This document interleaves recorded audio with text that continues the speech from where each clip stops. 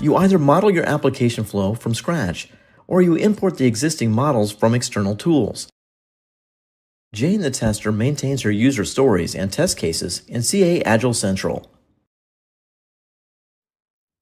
When she connects for the first time, she maps mandatory fields from the external tool to fields in CA Agile Designer.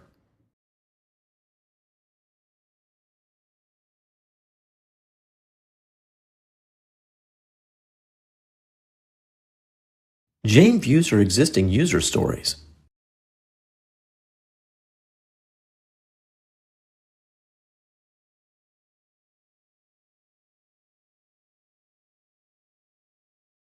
And imports them into a flow.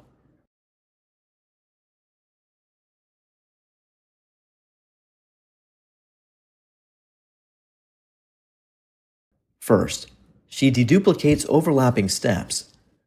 Then she drills down and adds this sprint's new requirements. Finally, Jane generates the optimal number of test cases that cover her old and new test requirements. Every time she exports the flow back, existing source items are automatically created or updated.